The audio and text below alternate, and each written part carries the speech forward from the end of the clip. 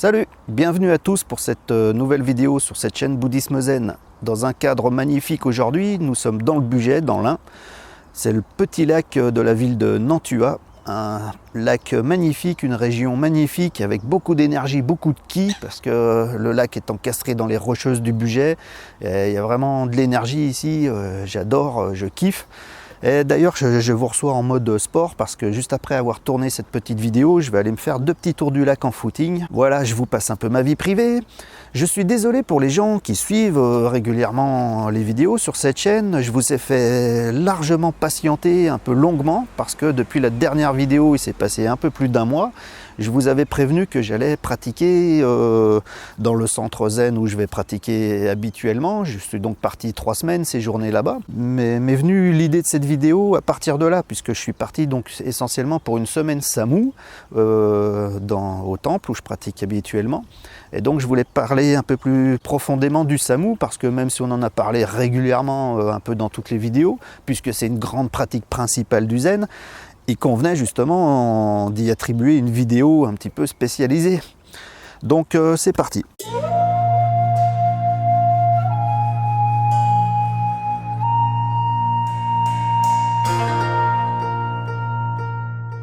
Oui, donc le Samou, une pratique vraiment essentielle dans le zen. On va dire le zazen, c'est le pilier, la méditation assise. Le zazen, c'est le pilier de la pratique du zen, de la tradition zen. Mais on pourrait dire juste après le zazen, la deuxième pratique. Bonjour canard. La deuxième pratique qui arrive juste derrière, c'est le Samou, parce que dès qu'on va séjourner dans un temple, dans un centre zen, dès qu'on fait une séchine, des choses comme ça, bah justement, ce qui vient juste après le zazen, en pratique principale, c'est le Samou. Qu'est-ce que c'est le Samou? C'est la contribution au bien-être de la communauté, puisque quand on est dans un temple zen, tout ça, qu'on suit le gyoji, la pratique au quotidien, c'est une vie de communauté finalement entre tous les pratiquants. Et donc il y a une certaine organisation pour que tout ça tourne bien, tourne rond, et il convient que chacun mette un petit peu la main à la pâte pour le bien-être de la communauté. D'où le Samou, c'est un travail collectif, des moments précis dans la journée, on sonne la cloche, les gens viennent à la cloche, on distribue selon les envies et les compétences les tâches du moment qui sont à faire, et chacun va de son côté remplir la mission qui lui est attribuée, disons. Il y a de tout dans le Samou, tout ce qui a les besoins quotidiens, faire la cuisine, faire du ménage, entretenir les bâtiments, entretenir les petits abords, enfin voilà, toutes sortes de Samou, c'est-à-dire très pragmatique, hein, c'est-à-dire faire les travaux dont le centre a besoin pour tourner et pour que la communauté puisse suivre le gyoji, la pratique, dans les meilleures conditions possibles. Donc chacun contribue à sa façon, comme il le peut, à cette activité. Et c'est une pratique à part entière, puisqu'il s'agit pendant le Samou de garder l'esprit du zazen, c'est-à-dire l'esprit de la pratique, c'est-à-dire rester vraiment dans l'instant présent, pas s'échapper dans les idées constamment pendant qu'on est en train de faire quelque chose, cogiter dans le passé, anticiper, cogiter sur le futur, et plus être vraiment à ce qu'on est en train de faire. Le principe du Samou, c'est vraiment d'être concentré dans ce qu'on est en train de faire. C'est une pratique qui est censée justement nous ramener à l'instant présent, parce qu'on est censé être concentré dans l'action en elle-même. Et cette action du Samou, ce qui est important aussi, c'est de comprendre qu'elle est Mushotoku, c'est-à-dire qu'on n'en attend rien du tout. C'est finalement une pratique de bodhisattva. On fait Samou pour le bien-être de la communauté, c'est-à-dire de la Sangha, pour que toute la Sangha puisse pratiquer dans les meilleures conditions. Tout le monde contribue à cela, mais de façon désintéressée. On ne fait pas Samou pour faire mieux que les autres, plus que les autres, pour recevoir une certaine rétribution, une certaine reconnaissance ou des remerciements. C'est pas du tout ça l'esprit du Samou.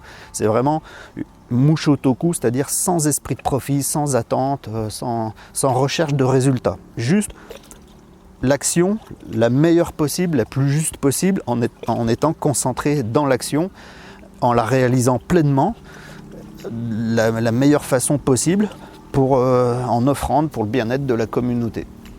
C'est ça le grand principe du Samou, c'est l'activité collective pour le bien-être collectif dans un esprit Mushotoku, sans esprit de profit, avec l'attitude du zazen, c'est-à-dire d'être vraiment concentré ici et maintenant, dans l'instant présent, concentré sur ce que l'on fait, sur ce que l'on est, dans sa posture, dans sa respiration.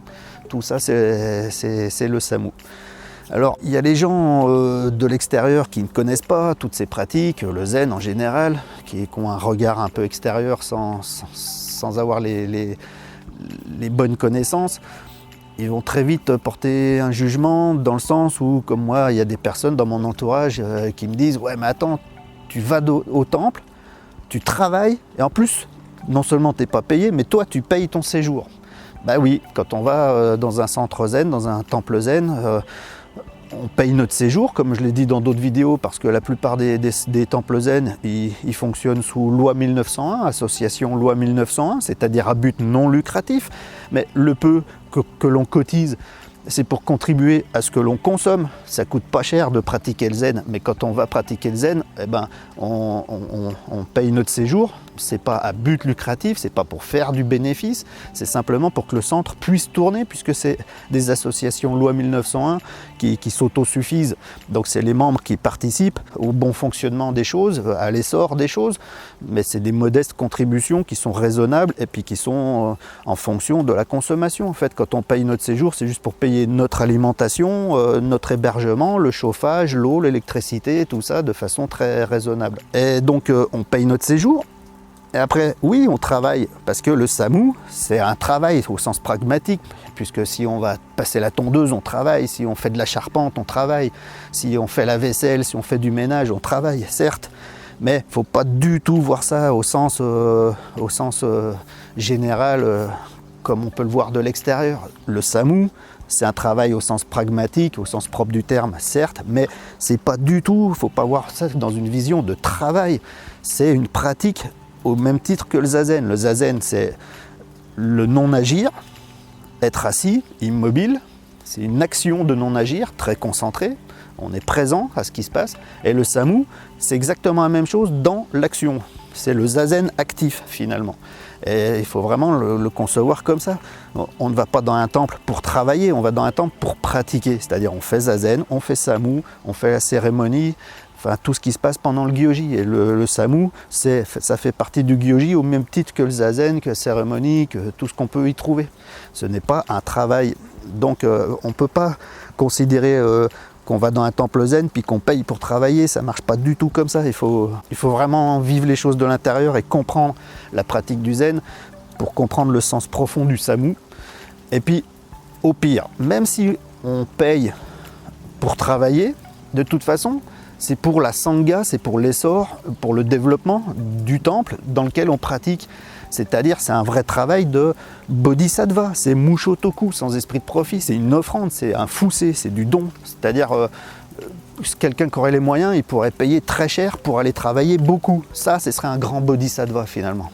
On peut le voir comme ça, et je crois que c'est comme ça la façon la plus juste de le voir. Moi, ça ne m'embête pas de payer pour travailler, puisque quand je fais ça, je fais mon boulot de bodhisattva, humblement, comme tous les autres le font autour de moi dans la sangha. On est tous à la même enseigne. Il commence à flotter, un petit orage. Je crois que j'ai fait le tour. Je vous laisse parce que je vais planquer la caméra avant qu'elle prenne la flotte. Je risque d'en avoir besoin pour les futures vidéos. Je vous donne rendez-vous d'ailleurs à la prochaine. Pour celle-ci, si vous avez aimé, c'est comme d'habitude, le like, vous inscrire, vous abonner à la chaîne si ce n'est pas fait et puis que vous souhaitez être notifié des prochaines publications. Laissez les commentaires en bas si vous avez des suggestions, des questions. Partagez sans compter la vidéo si vous semblez qu'elle peut être intéressante pour quelqu'un dans votre entourage. Enfin, voilà, m'aider à faire connaître les vidéos, la chaîne, pour le meilleur, pour le bien, pour tous. Un train. Ah, il y a du qui ici, je vous le dis moi. Entre les bateaux, le lac, les rocheuses, le train, la verdure, les nuages, le soleil, il y a tout. On est à fond. Bon, je vous laisse. À la prochaine. Merci beaucoup d'avoir suivi. Bye bye.